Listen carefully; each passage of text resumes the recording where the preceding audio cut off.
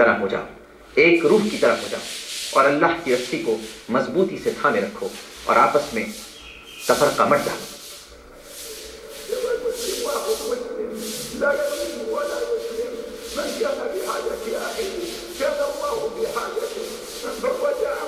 مسلمان تو وہ ہے جس کی زبان اور ہاتھ سے دوسرا مسلمان محفوظ رہے، اور مسلمان وہ ہے جس کی وجہ سے کسی دوسرے مسلمان کو اذیت نہ پہنچے۔ پوری امت مسلمہ ایک جسم کی طرح ہے، جسم کے کسی بھی حصے میں اگر تکلیف ہوتی ہے تو پوری امت مسلمہ کو تکلیف ہونی چاہیے، پوری امت مسلمہ کو تڑپ جانا چاہیے۔ ایک دوسرے کا خیال کرو اور ایک دوسرے کو فلاح پہنچاؤ، نیکیاں کرو، مدد کرو، کسی کی دل آزاری کا سبب نہ بنو، کسی کو دکھ مت دو، کسی کو تکلیف مت دو، بلکہ دوسرے کے لیے تقویت کا سبب بنو، طمانینت کا سبب بنو، ان کی خوشی کا سبب بنو، لیکن ان کے لیے ایذا رسانی کی وجہ نہ بنو۔ اللہ سبحانہ و تعالیٰ نے جو چیزیں تم پر حرام کی ہیں ان سے بچتے رہو، اور جن چیزوں کو اس نے تم پر حلال کیا ہے ان کو اختیار کرو۔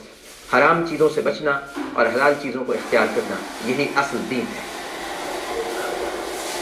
نبی کریم صلی اللہ علیہ وآلہ وسلم نے مکارم اخلاق کی تعلیم دی، اور بے شک ان سے بہترین اخلاق کسی کے نہیں تھے، وہ اخلاق کے عظیم مرتبے پر فائز ہیں، لہٰذا ان کے بتائے ہوئے اخلاق اور ان کے بتائے ہوئے راستے پر چلنے کی کوشش کرو۔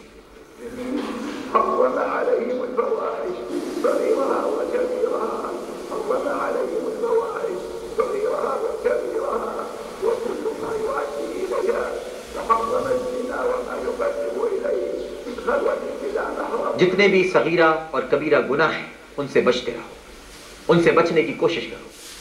اللہ سبحانہ و تعالیٰ کی نافرمانی بھی ایک سب سے بڑا گناہ ہے، لہٰذا اس سے بھی بچنے کی کوشش کرو۔ جتنا اپنے آپ کو بچا کر چلو گے، اللہ سبحانہ و تعالیٰ کی راہ پر چلنے والوں میں ہو جاؤ گے، ان پر کہ جن پر اللہ تعالیٰ نے اپنا انعام نازل کیا۔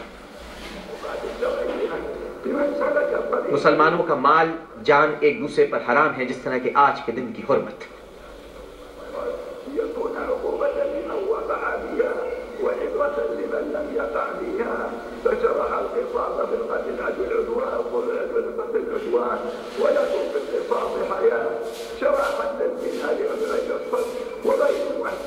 اللہ تعالیٰ نے جتنی بھی حدود مقرر فرمائی ہیں، جنہیں حدود اللہ کہا جاتا ہے، ان کا پاس کرو، ان کا احترام کرو، اور ان حدود اللہ کو توڑنے کی کوشش مت کرو۔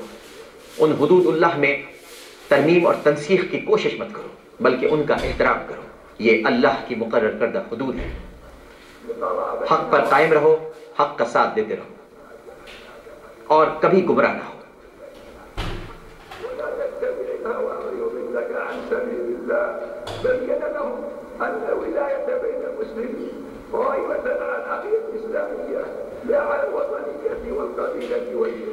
جو حق پر قائم رہتا ہے وہ آخرت میں قائم رہتا ہے، اور جو آخرت میں کامیاب ہو جاتا ہے اللہ سبحانہ و تعالیٰ نے اس کے لیے جنت کا انعام مقرر کر رکھا ہے۔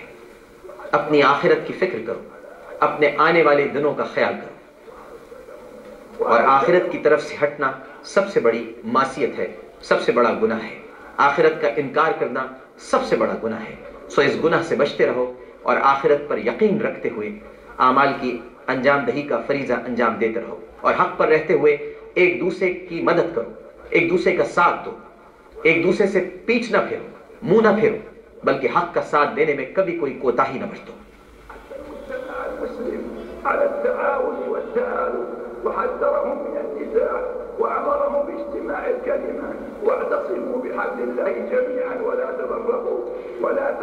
ایک دوسرے کو نیکی کی دعوت دو، امر بالمعروف کرو، اور نہی عن المنکر پر چلتے رہو، یعنی بھلائی کی طرف بلاؤ اور برائی سے روکو۔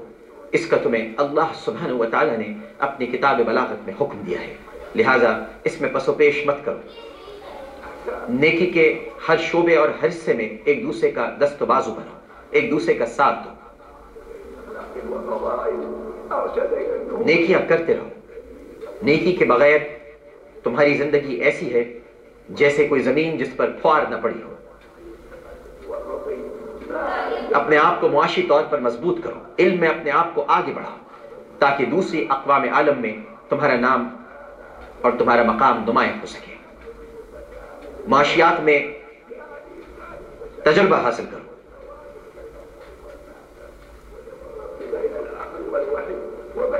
یہ اللہ سبحانہ و تعالیٰ کے مہینے ہیں، یہ اللہ سبحانہ و تعالیٰ کے شاعر ہیں، ان کا احترام کرو.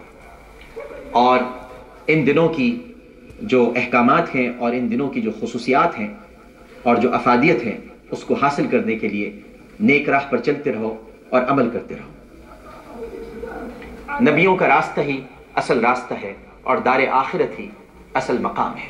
نبیوں کے راستے کو اختیار کرتے رہو اور دار آخرت کے لیے سعی کرتے رہو.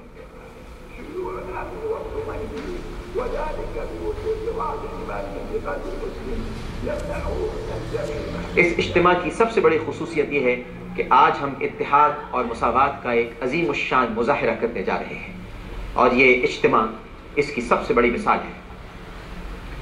آج ہمیں ہر چیز سے بالاتر ہو کر ایک دوسرے کا احترام کرنا ہے. رنگ، نسل، اس سے بڑھ کر آگے بڑھ کر سوچنا ہے.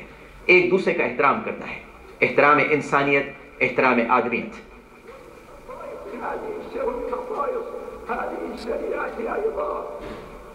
حفظ الحقوق العامة لكل الخلق، حفظ حقوق الآباء في البر والإحسان، وحقوق الأبناء في التوجيه والإرشاد، وحقوق الأقارب في الصلة والمودة، وحق الكبير بالكبير وحق الكبير بالإكرام والإحسان. شریعت مطہرہ زندگی کے ہر گوشے میں ہماری رہنمائی کرنے والی ہے، اور آج کا یہ اجتماع ہمیں اس بات پر آمادہ کرتا ہے کہ ہم نبی کریم صلی اللہ علیہ وآلہ وسلم کی شریعت مطہرہ کی روشنی میں اپنی زندگی کے اصولوں کو متعین کریں.